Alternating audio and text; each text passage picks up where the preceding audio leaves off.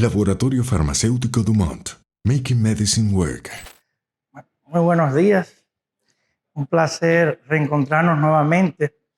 Hace ya bastante tiempo que no nos estábamos, producto de esta pandemia.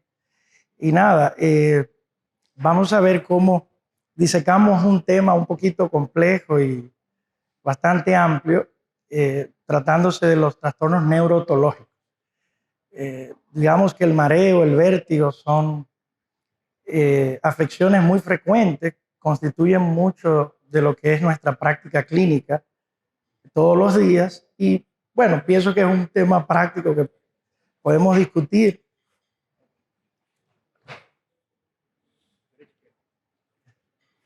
Entonces, el día de hoy vamos a hablar de estos síndromes neurológicos.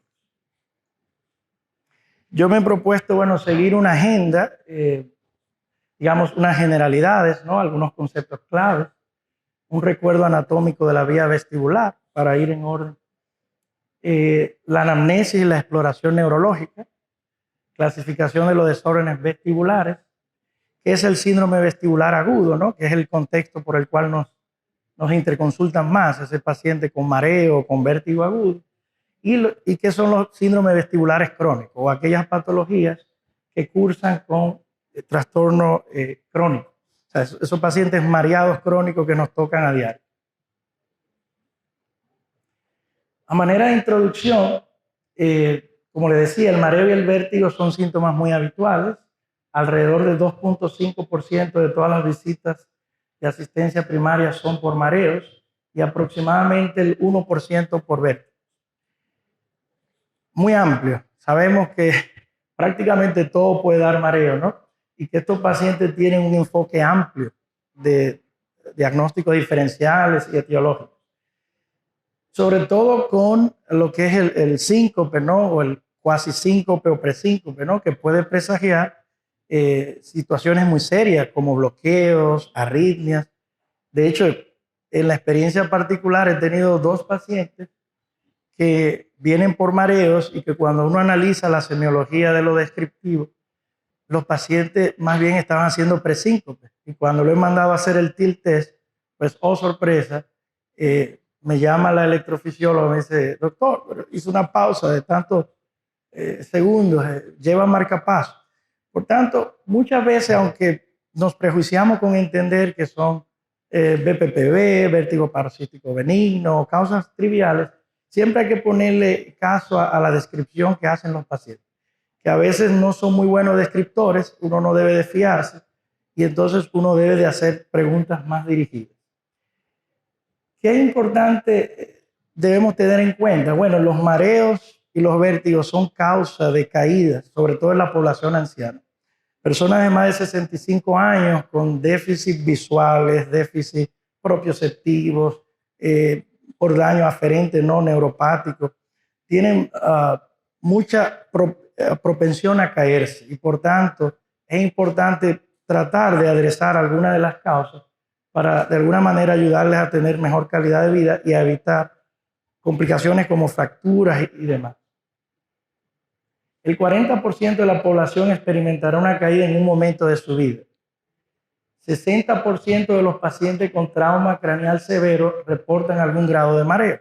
Eso lo vemos todo, el síndrome postraumático que dura alrededor de un mes y que nosotros básicamente lo que hacemos es acompañar esa función vestibular con supresores vestibulares, ejercicio, y uno le dice, no, mira, eso es autolimitado, en un mes y algo se te va a mejorar. El post-concussion syndrome. 50% de los adultos de más de 65 años traen problemas vestibulares. 40% de los adultos de más de 65 años experimentarán algún tipo de caída.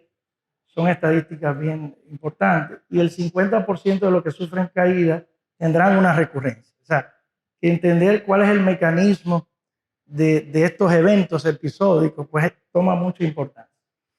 Bueno, recordando un poco la anatomía, sabemos que quizá no abundar tanto en esto, pero el equilibrio se mantiene, el balance y la postura, gracias a 3 equilibrios.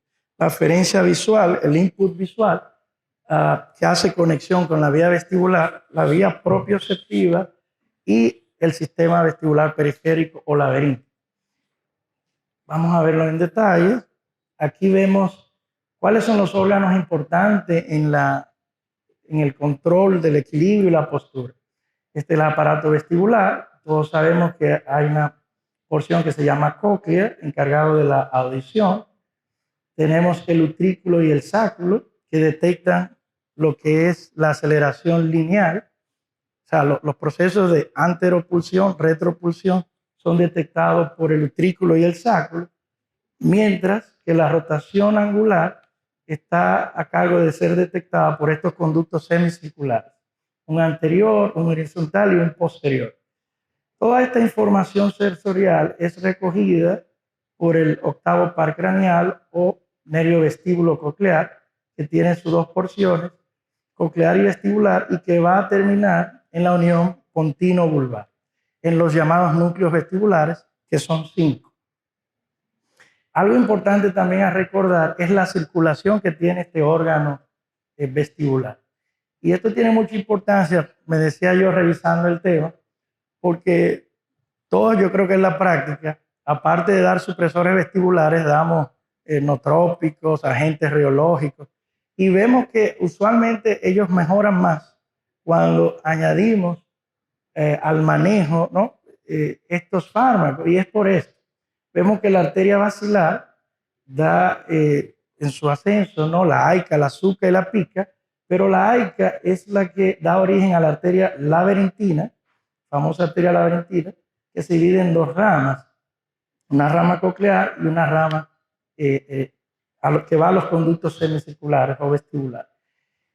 Es muy importante esta conexión anatómica. Si vemos los núcleos que estarían, ¿no?, en el tronco, pues tienen una irrigación similar, o por lo menos comparten el supply vascular con el oído interno. Entonces, por eso muchos TIAs en la circulación posterior deben o sea, uno debe de evaluar bien el vértigo, sobre todo si es episódico, interrogando sobre otros síntomas de vías largas, diplopia, ataxia, porque hay una irrigación, digamos que en común. Muchos infartos de la AICA van a cursar con sordera por el compromiso de la laberintina. Entonces, tenemos que hacer, y lo veremos ahorita, una disquisición.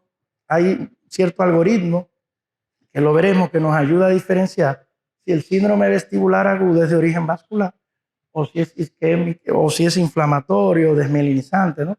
O postinfeccioso. Que digamos los diagnósticos etiológicos diferenciales más importantes en la fase aguda. Nada, los núcleos vestibulares, ya vemos, los conductos semicirculares, órganos responsables de detectar la rotación angular, van a conectarse con el nervio vestibular superior y el medial, que lo vemos acá, y los órganos otolíticos, utrículo y sáculo, aceleración lineal, van a desembocar en los núcleos mediales, inferior y lateral. Es importante saber también cuáles son las conexiones de estas vías vestibulares, por algo que vamos a hablar ahorita, que conecta mucho con la parte de los psiquiatras, neuropsicólogos, el tema del uso de los psicofármacos. Porque, ¿qué pasa? Que toda esta vía vestibular va a conectar con la corteza cerebral vía una vía vestíbulo-talámica o consciente.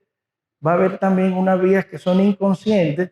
Sabemos haz de Gaulle y Burdach, que van en la sensibilidad profunda consciente, pero también vamos a tener los nervios vestíbulos espinales, o sea, los cordones vestíbulos espinales anterior y posterior, que tienen que ver mucho con la postura erecta, la flexión y la extensión de los músculos cervicales. Por eso, cuando hay paresia del aparato vestibular de un lado, hay lo que se llama un tilt. O sea, vamos a ver un caso donde la señora tiene una lateropulsión del cuello y ya uno puede inferir que ese lado está parético. Y es por la conexión que tiene esa vía vestibular con el haz vestíbulo espinal. Esos núcleos vestibulares con el haz vestíbulo. También es importante saber que cuáles son las cortezas vestibulares, o sea, hacia dónde también va ese impulso de la postura, del equilibrio. Hay varias cortezas que reciben el equilibrio. O sea, la corteza somatosensorial, 3, 1 y 2 de Brodmann, la corteza parietal, el neocórtex frontal, prefrontal, el área retroinsular y el surco insular del surco lateral. Esto tiene mucha importancia por las crisis epilépticas. No sé si, pero probablemente han tenido casos de pacientes con epilepsia focal que su aura consiste en sensación vertiginosa y se comporta como si fuera un vértigo periférico. Y luego entonces hacen la secuencia de desconexión del medio, mirada perdida, o sea, como si fuera una parcial compleja. De hecho, tengo un caso así que fue tratado como vértigo un buen tiempo, pero cuando uno escuchaba bien la semiología del evento episódico, no daba y además no estaba mejorando el tratamiento de supresor vestibular. Y se dice que solamente un 2% de las epilepsias tienen esa presentación. Sin embargo, vemos que hay proyecciones a la corteza, o sea, al córtex, que no es solamente una vía infranuclear. Bueno, aquí básicamente no lo voy a complicar, porque todos sabemos el ángulo de Mollarín, ¿no? Toda esta parte, lo que es mesencéfalo, protuberancia, bulbo, cualquier lesión en ese triángulo, pues no va a dar vértigo, o no va a dar imbalance, o no va a dar alguno de los síntomas vestibulares. Una gráfica básicamente que muestra las conexiones del octavo par craneal, luego con la sinapsis en la protuberancia con el sexto con el tercero a través del fascículo longitudinal medio y cómo se ejecutan los movimientos oculares conjugados a través del tercero, cuarto y sexto. Ese es el llamado reflejo oculovestibular, que es tan importante para evaluar esta parte troncal, infranuclear, porque cuando evaluamos los movimientos conjugados de manera consciente, bueno, la corteza ahí está actuando, pero cuando pedimos fijación visual, que el paciente fije en la mirada, entonces estamos evaluando esta vía y ahí podemos evaluar déficit de deducción, dismetría, que nos orienta a una posible localización neuroanatómica, que es la base de nosotros para saber por dónde abordar el paciente. Algunos conceptos claves, estos conceptos vienen de la Sociedad de Varani. Varani fue un gran neurofisiólogo que ganó el premio Nobel de Fisiología por la neurofisiología del sistema vestibular, 1917, es inglés. Y bueno, él se hace una publicación anual, el Journal of Vestibular Research, donde todo lo que son las fenomenologías vestibulares, muchas que son bastante ambiguas, o se viven reclasificando. Pero lo primero que nosotros tenemos que saber es, digamos, estos síntomas por lo que viene el paciente, cómo diferenciar. Bueno, síncope, pérdida transitoria del estado de alerta y la postura, con rápida reincorporación, lo vemos todos los días, abajo de 3 minutos, más de 3 minutos hay que pensar en los simuladores, los mimickers, ¿no? Una crisis epiléptica, bueno, un síncope convulsivo un poco más prolongado. Entonces, debemos saber qué es síncope. Mareo, bueno, una sensación de desvanecimiento, una sensación de desorientación espacial, es muy vaga, a veces muy poco caracterizable, y usualmente desde que no nos enfoca en una clínica vestibular, pues ya uno piensa en situaciones médicas, efecto de hipotensión, efecto de fármacos y cosas más generales, deshidratación y así. El desequilibrio que implica una, básicamente relativamente al pulsión, ¿no?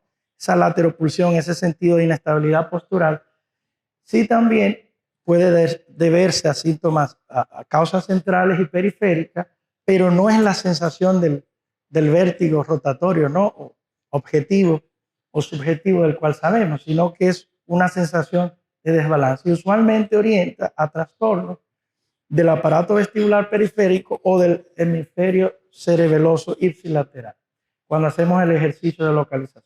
Las pulsiones, la lateropulsión, la anteropulsión, retropulsión, muy importante en los pacientes parkinsonianos, que más bien ese es el desorden vestibular junto con la hipotensión ortostática más frecuente, y la oscilopsia, que no es más que el movimiento que el entorno hace respecto a la visión. O sea, los objetos como una cámara coda se mueven cuando vamos caminando. Entonces, puede verse a un nistagmo pendular, porque los movimientos nistagmoides impiden que tú enfoques bien, pero también es un síntoma muy típico de trastornos en los conductos semicirculares. Evaluación del paciente con vértigo o mareo. Bueno, lo primero es ver la definición de qué se queja el paciente, vértigo, mareo.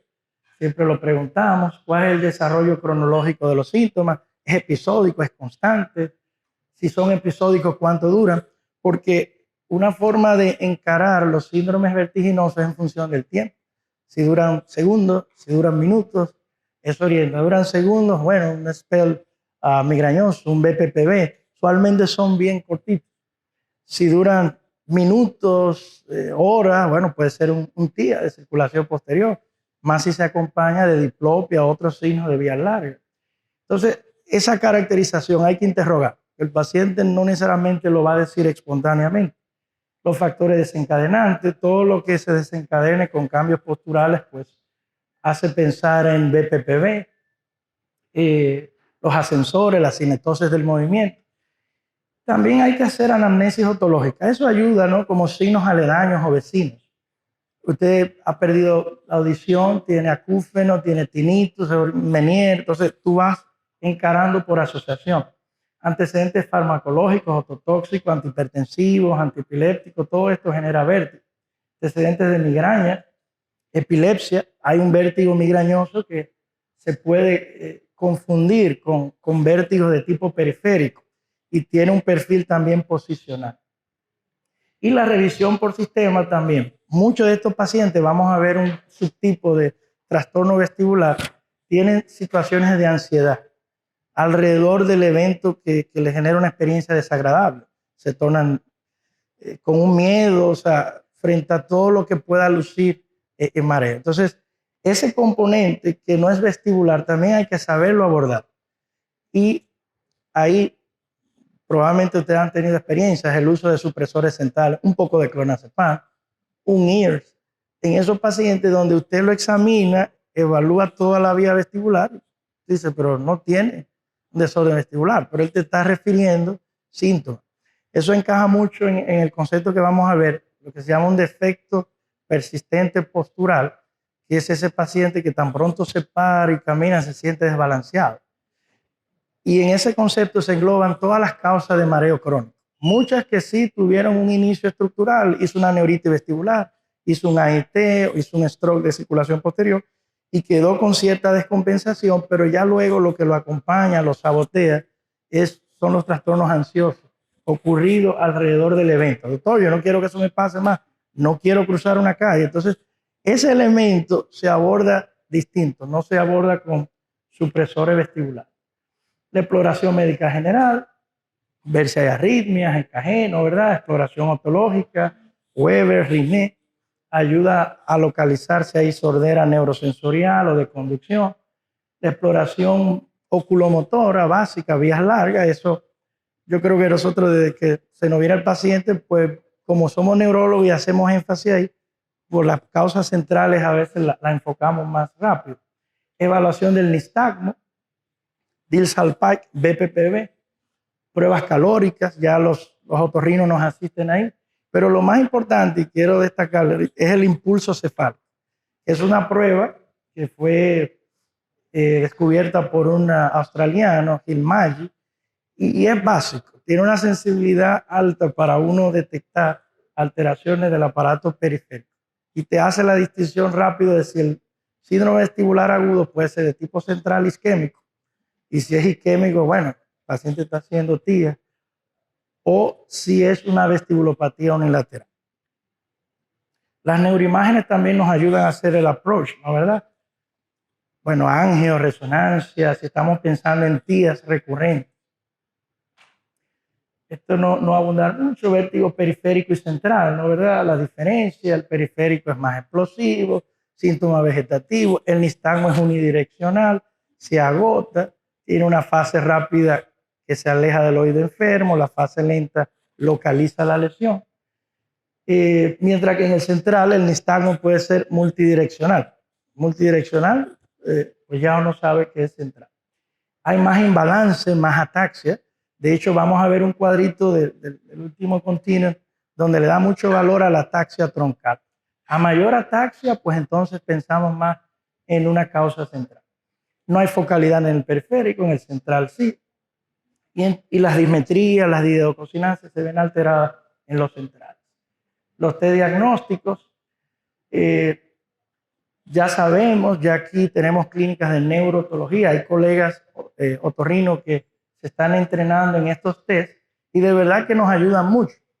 Yo tengo pacientes, sobre todo ese paciente desesperado que quiere saber por qué se está mareando, pues entonces hacer estos estudios nos ayudan a clasificar y a darle un nombre o etiología al tipo de trastorno vertiginoso. Entonces, la electro, la videonistamografía, los potenciales evocados, ya con neurofisiología, audiometría, el TIL test o prueba basculante. Le decía ahorita de que hay pacientes que nos sorprenden, que tienen una arritmia, un bloqueo episódico y se detecta únicamente en esa prueba. Angiotac, buscando estenosis crítica, ¿no?, de la carótida. Una imagen básicamente de la parte neurofisiológica. Entonces, el abordaje diagnóstico, bueno, hay dos líneas generales. Una en función de agrupar por síntomas, ¿no? 5 complejos sintomáticos. O sea, paciente con síndrome posturales y giros, BPPV, laberintitis, trastorno vestibular periférico. Entonces, por giro, órganos otolitos implicados ahí, canales semicirculares. Bueno, entonces te dice aparato periférico. El Dish-Hallpike, bueno, pues nos va a ayudar si estoy pensando en BPPV. El paciente típicamente te lo dice, doctor, cuando me levanto en la mañana, o el típico ataque, viene de estar 8 horas, 6 horas acostado, recumbente, se va a levantar, el otolito se mueve, ocluye la cúpula y todo el aparataje de las náuseas, vómitos, dependiendo de la intensidad de la crisis. Cefaleas y vértigo. Bueno, migraña es una de las principales causas.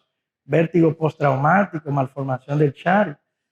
Vértigo sin localización, hidrops, Meniere, fístulas.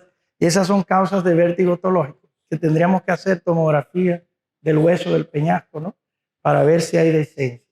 Y también hay otros vértigos que se desencadenan con valsalva, como es el Chiari y el Meniere, porque el hidrops aumenta en esos momentos.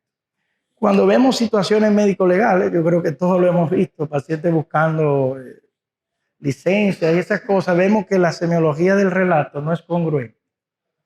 Hay otro enfoque que es en función del tiempo. Yo le decía 1 a 3 segundos, giro rápido, BPPV, Meniere, epilepsia. La epilepsia puede dar esos spells, sobre todo si es de corteza somatosensorial. Menos de 1 minuto, arritmia cardíaca, Meniere. De minutos a horas, el AIT, Meniere, ataques de pánico. De horas a días, Meniere, migraña basilar. Puede que un ataque de migraña puede durar 72 horas. Entonces, lo que tú no tienes que preguntarle, ¿qué te sucedió primero? ¿El vértigo, el dolor? ¿Suceden juntos? Y entonces tú puedes decir, bueno, es un vértigo migrañoso o qué será, pero lo puedes agrupar y desde el punto de vista de tratamiento, pues lo puedes enfocar más o menos en la misma línea. 2 semanas o más, neuritis vestibular o falla vestibular aguda.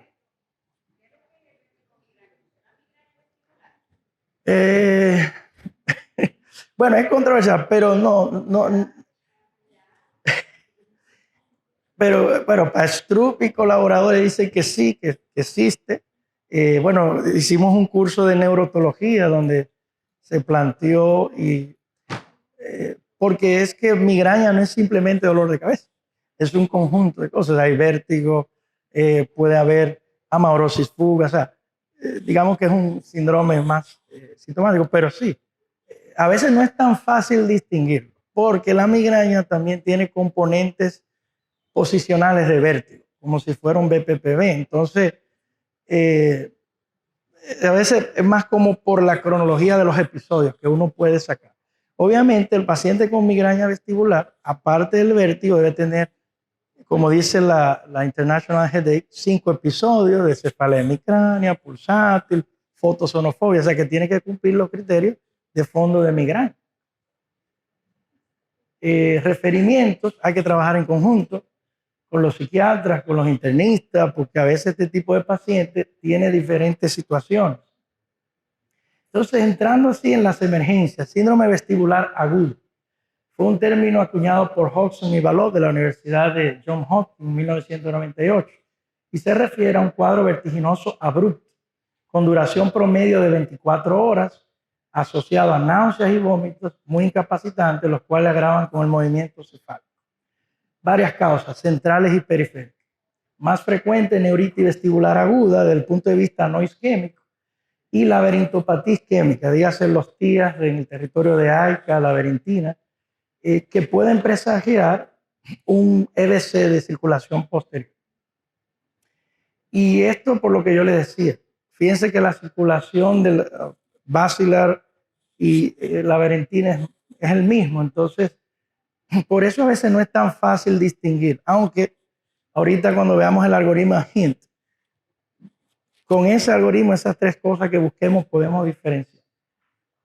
Arritmia, hipotensión, hay que descartar hipotensión ortostática, estos ancianos que son polimedicados, que cuando se paran entonces se sienten mareados, uno tiene que revisar la medicación. Y las causas de síndrome vestibular aguda son emergencias, 3 millones de visitas al año, es bastante importante. Las causas casi todas son periféricas, luego hay causas cardiovasculares, hay causas agudas de vértigo médico, o sea, hipotensión, arritmia, tú puedes hacer un vértigo, o sea, conceptualmente. El stroke, las causas metabólicas. Y lo más importante en las preguntas como para estrechar ¿es esto episódico, es constante? Ahí que está la clave. ¿Cómo ocurre? ¿En qué momento? ¿Cuando te vas a levantar? O sea, los triggers. Entonces aquí la base es este, el algoritmo HINT, que tiene 10 años, el Head Impulsion Test, el nistagmo, el Test of Skew Deviation, que es el malalineamiento ocular. O sea, cuando vemos un ojo más en la mirada primaria siempre tenemos que evaluar la oculomotricidad con mirada primaria. Entonces, si vemos un ojo más desnivelado, ya eso habla mucho de tronco cerebral, semiológicamente. Entonces, siempre vamos a buscar el skew para saber si el síndrome es central o periférico. El nistagmo, si es multidireccional, bueno, orienta más a central. Y, bueno, si es periférico, unidireccional, con un componente agotable, no agotable. Lo vamos a ver ahorita con un paciente. El nistagmo, el TEOSCUB. Y también en este último journal de Neurotology, ellos le dan mucho valor al grado de ataxia. Cuando la ataxia es muy incapacitante, el paciente no puede bipedestar, no puede caminar, pues entonces sí plantea más un origen central.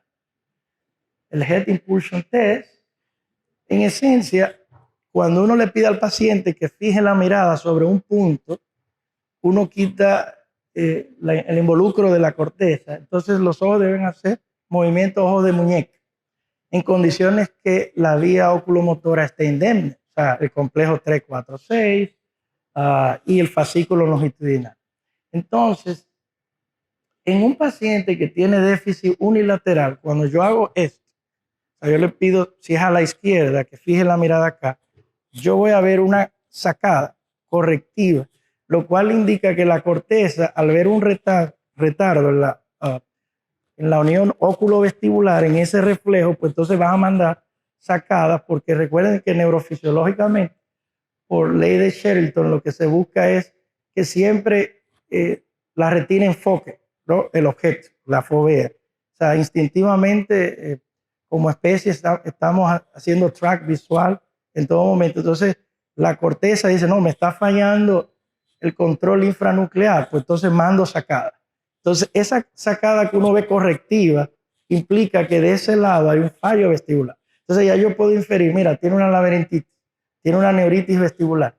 Entonces, ese signo neurológico debemos buscarlo y ayuda. Y después, cuando uno le manda al otorrino, hágamele pruebas vestibulares, hágamele una nistagmografía. Usualmente te dicen, tiene debilidad unilateral izquierda, paresia, el desorden es mixto, es periférico. Entonces ya uno sabe por dónde lo va a abordar. Entonces, el algoritmo, si es un vértigo agudo, un síndrome vertiginoso agudo, no, hay que ver si es situacional, en un contexto de trauma, de intoxicación, medicación. Si es espontáneo, entonces ahí es que viene digamos, el hint, ¿no? La perla de hacer las maniobras, si es central, si es periférico. Periférico, laberintitis, neuritis vestibular. Señores, que eso es más frecuente de lo que uno piensa. Así como la parálisis facial, cuando tú haces el hint y tú ves que hay un retardo, ese paciente ha tenido a cada momento visita por vértigo, y tú le preguntas, ¿has tenido herpes? ¿Has tenido afta? Y tú ves que hay un correlato, mandas a hacer la serología y probablemente ha hecho una neuritis postinfecciosa. Lo que pasa es que hay que pensar también las causas centrales, NMO. Recuerden que el NMO puede dar un síndrome de área postrema, con náusea, vómito, desorden vestibular, el Wernicke también. O sea, ahí yo pienso que por los demás síntomas floridos, pues podemos hacer más o menos el encare. El tema es que a veces hay infartos lacunares posteriores, sobre todo esos diabéticos que hacen infarto de pequeño vaso, que tú no tienes todas las vías largas comprometidas. Lo que tú tienes es un síndrome que es mano torpe, que cerebro, o sea, es puntual. Entonces ahí ayuda mucho el gen. Ya lo vimos, la neuritis vestibular es aguda. Bueno, este es un caso clínico que les traigo, un caso de una señora que me impactó mucho, madre de un colega médico, en el 2016, sin antecedentes mórbidos, 66 años, salvo gastritis, admitida de emergencia por cuadro abrupto de sensación vertiginosa, subjetivo importante, asociado a náuseas, vómito, inestabilidad postular.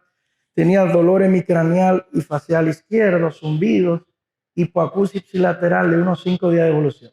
Ella había estado ingresada una semana antes por un otorrino y es egresada en supresores vestibular. Y el colega me dice, Libur, mira, mami no mejora, la veo.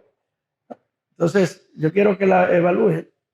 Entonces, cuando yo la veo, la señora está muy limitada, con los ojos cerrados. El paciente hace esa maniobra que instintivamente, para evitar el nistagmo y evitar esa visión borrosa por el impedimento de la fijación visual. Y un dolor, una hiperpatía izquierda, que no escucha. Y yo, bueno, esto ya es octavo par, esto es trigémino, esto es una multineuritis. Entonces le pregunto, ¿ha tenido infecciones, gripe? Sí, había tenido una gripe. Cuando examino tenía mucha afta en el paladar. Yo no, eso es una multineuritis, herpes, probablemente un Racing Horn. Y en el examen neurológico tenía un nistagmo que destacaba horizontal, evocado a la mirada hacia la derecha, rítmico, con un componente rápido derecho y lento, perdón, hacia la izquierda, y que se suprimía con la fijación. Recuérdense que el periférico se suprime con fijación, el central tenía la hiperpatía facial, el gag.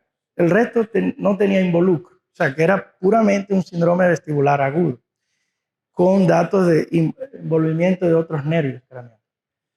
Resonancia normal. Nuestra impresión fue un síndrome vestibular agudo, periférico, neuralgia craneal, multineuritis, quinto, octavo, probable etiología postinfecciosa, herpética, probable Racing Horn, ¿no? Entonces, yo la dejé ingresada, le di corticoides, 1 gramo de metilprednisolona, hay controversia durante 5 días, si usarlo o no, pero ayuda a acelerar la recuperación, manejo antiviral, y la paciente mejoró bastante, el nistagmo se fue agotando. Acá en Santo Domingo tiene un hijo que la trajo para acá, yo le referí al centro que hay acá de rehabilitación vestibular, la doctora Rodríguez Cliva, y la trabajaron la parte vestibular y se terminó de rehabilitar y como en 1 mes, 2 meses recuperada. Entonces, este es un caso que ejemplifica muy bien lo que es una vestibulopatía aguda, infecciosa, ahí en aguda muy intensa. No hay consenso en cuanto al manejo, o sea, entre la sociedad especializada, si dar esteroide o no, pero a partir de esa experiencia veo que hay mejoría y la tendencia es a usar. Uno usa dimedrinato, lorazepam, que es un supresor central, aunque se cree que el dimedrinato es mejor. Y los supresores vestibulares en Estados Unidos no están aprobados, pero sí se sabe, y ellos por revisiones, que la betahistina tiene un perfil un poco más favorable que sinaricina. Recuerden que este paciente, aunque tú le desinflamas, le das antiviral, tú tienes que acompañarlo con supresores hasta que el reflejo vuelva. Entonces se ha visto que si tú llevas encinaricina a un paciente más de 3 meses, como es un muscarínico y también a veces dopaminérgico, puede dar un parkinsonismo. Entonces hay que tener cuidado. Igual con la flunaricina pasa. Me pasó con una señora. Paciente que toman flunaricina sin uno decirle 3 meses, 6 meses, vamos a ver. Entonces la betaestina tiene un mejor perfil, según estuve revisando en el continuo. Hacer los ejercicios vestibulares y los corticoides tienen evidencia escasa, sin embargo, todo el mundo lo usa.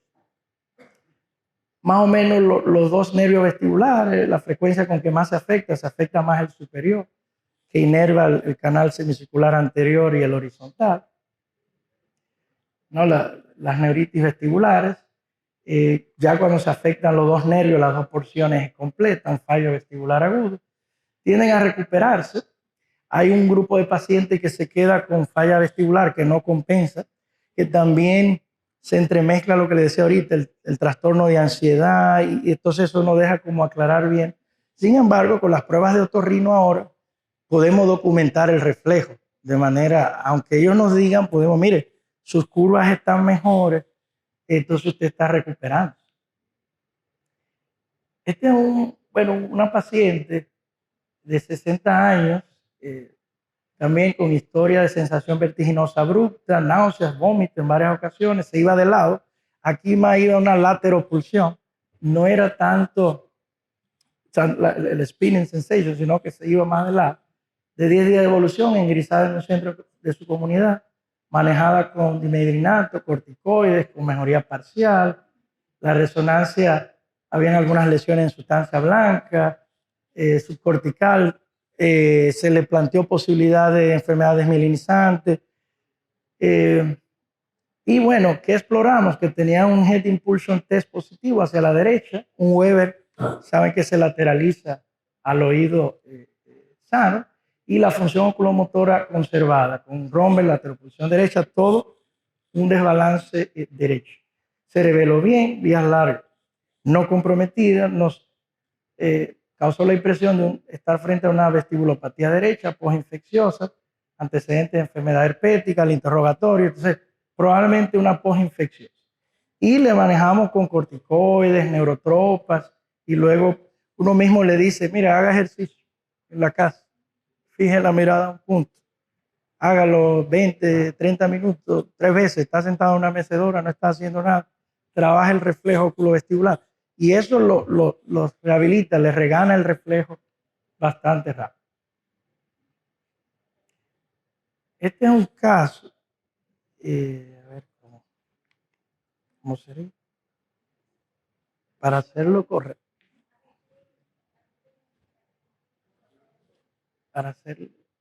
Bueno, es un caso de una señora de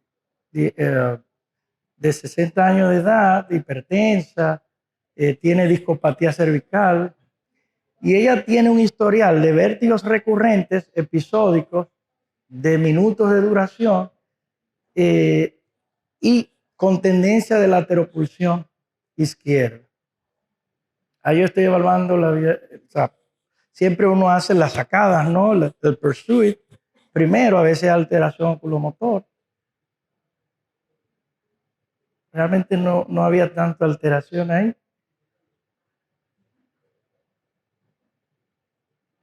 La convergencia. Podía adelantar un poquito, pero para no. Bueno, entonces ahí yo le estoy instruyendo de fijar la mirada a mi nariz. Entonces yo voy a estar fijo buscando a ver si hay sacada correctiva. Hacia el lado izquierdo ella tiene cierto retardo. Entonces yo le mandé a hacer las pruebas vestibulares y tiene cierta apariencia izquierda. Normalmente esos pacientes, a mí me ha ayudado mucho el uso de neurotropas.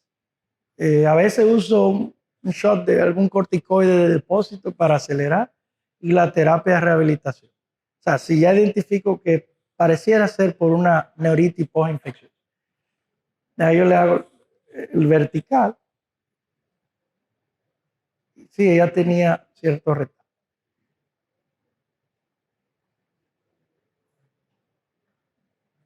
Es básicamente ver lo oculomotor. Ahí uno hace el diagnóstico. Pues, pasa. Es la.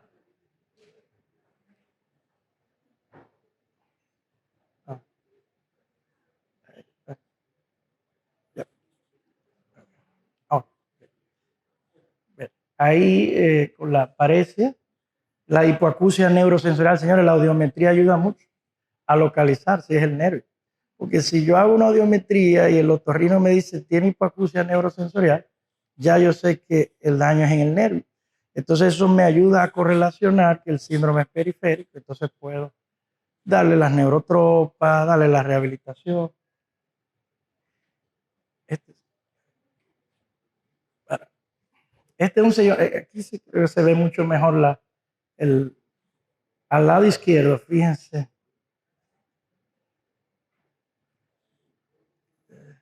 Ahí no, pero a la izquierda.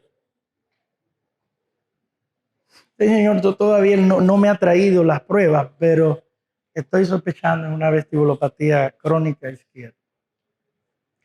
Tiene cierta falla y sacada correctiva al lado izquierdo. Ay, puede. No, adelantar. Bueno, ya. Esta es una colega que me permitió su video. Eh, es simplemente para diferenciar semiológicamente. Ella tiene una anteropulsión y retropulsión. Es diabética, hipertensa, tiene una hipopalestesia profunda, los reflejos. Entonces el daño es propiocepción, aferencia. O sea, no es un problema periférico, que a veces lo confundí. El paciente dice que está desbalanceado o mareado, pero no es, ella se va en anteropulsión, se va en retro, pero es por imbalance propioceptivo. El tratamiento, muchos se recuperan espontáneamente, otros con rehabilitación vestibular se van recuperando, corticoides es controversial, medicamentos antivirales, el BPPV, todos lo conocemos, aquí no abundar mucho, 2.4% de las causas. Episódico, desencadenado por un giro particular hacia atrás. El paciente te lo dice, voy hacia atrás, me voy, BPPV. Entonces ahí lo que sirve son las maniobras de recanalización. Ahí más o menos vemos, esto lo conocemos, ¿no? El Diel-Salpike, que tenemos que esperar 10 segundos hasta ver el nistagmo torsional, que a veces se reporta que hasta en un 5% uno no lo encuentra, pero uno lo puede volver a repetir, es lo que confirma. Los criterios diagnósticos son episodios recurrentes de vértigo, van a acostarse al girarse, nistagmo evocado a la realización del Diel-Salpike y se excluyen otros diagnósticos. También hay causas crónicas de vestibulopatía, que implica que el paciente tiene un fallo en la bipedestación y en estabilidad. Causas crónicas, daño en la cóclea, daño en el aparato vestibular por gentamicina, aminoglucósido. Bueno, ahora hay cuadros autoinmunes, vestíbulo coclear, Cogan, el mismo NMO, la esclerosis múltiple puede afectar la entrada del nervio vestíbulo coclear ahí en el área troncopontina, por eso vamos en la resonancia a buscar lesiones puntuales en fosa posterior. Y hay muchas causas de esta vestibulopatía crónica. Son pacientes que crónicamente andan mareados, hay causas genéticas, postinfecciosas, un paciente que da con sordera, con inestabilidad, meningitis, encefalitis, enfermedades neurodegenerativas, Parkinson, las ataxias. Y es muy importante saber que estos pacientes, y ahí se conecta con la parte de psiquiatría, se ha visto que al tener un daño crónico en la parte vestibular desarrollan trastornos de ansiedad y fallos de memoria. Ese paciente siempre se siente como perdido, ido. Y ese elemento entonces trae como a confusión de si se recuperó o no, o si hay un elemento psiquiátrico. Migraña vestibular, lo respondíamos ahorita con lo de las preguntas. El criterio basal, ¿no? De que es una migraña, 5 más episodios. Y en ese contexto, Se habla de migraña vestibular. Los tratamientos de migraña vestibular, verapamil, amitriptilina, imipramina. La venlafaxina, que según revisaba es el antidepresivo preferido de los neurotólogos, porque es dual, es noradrenérgico y serotoninérgico. El topiramato, a mí me ha ido bien con topiramato. O sea, esos casos porque suprime el impulso vestibular central, los efectos adversos. Este es un concepto muy importante. Digamos que es el zafacón donde quedan todos los pacientes que crónicamente no se recuperan. Más de 3 meses, mareo, inestabilidad diaria, sobre todo al incorporarme. Y se ve el paciente que trae mucho estrés, que tiene trastorno de ansiedad comórbida, que probablemente hicieron su neuritis, su trastorno agudo, pero que entonces han quedado con la experiencia más que todo. Amitriptilina, venlafaxina, el mismo manejo. El Menier sabemos el hidrops, ya con resonancia y secuencia fiesta podemos ver esto, ¿no? La ámpula hinchada, ¿no? Edematizada. Ejemplo de Menier, aquí con la hipoacusia. Las causas crónicas de mareo, hay algunos conceptos que me resultaron interesantes. Sobre todo el síndrome de Barquemone, que le da a los que van a cruceros, 48 horas después de desembarcar, una sensación de estar free floating, de no mejorar. Y usualmente mejora tras manejar o reiniciar alguna otra acción que implique motion, ellos mejor. O si ya es reincidente, se le puede dar clonazepam antes de tomar un crucero. Ahora en los aviones también se está describiendo. La cinetosis del movimiento, ese paciente que ve en ascensores, que se marea o que no puede tomar una YOL, o que cuando ve los estímulos visuales pasar, digamos una cartelera, algo, pues se marea. Y tienen un aparato vestibular normal. Lo único es que el estímulo visual constante los marea. Se habla del síndrome del supermercado. El ver los precios cruzar en esas pantallas, pues sí, está descrito ahí. Sí, el síndrome del supermercado.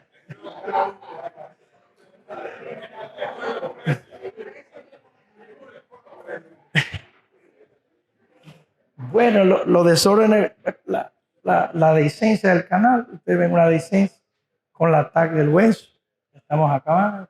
Los síndromes crónicos, ahí ya nosotros centralmente lo tomamos. Entonces, a manera de conclusión, es importante distinguir el vértigo, el mareo y el desequilibrio, largo trayecto. La caracterización vía la historia clínica, exploración neurológica son la base fundamental del enfoque diagnóstico. Y hacer el HINT Plus. Ellos comienzan a ejercitarlo, pacientes con vértigo agudo, a buscar esos signos para ir haciendo la diferenciación. Los estudios paraclínicos, la nistagmografía, la audiometría, el manejo multidisciplinario, psiquiatría, psicología nos ayude con estos pacientes. Y muchas gracias.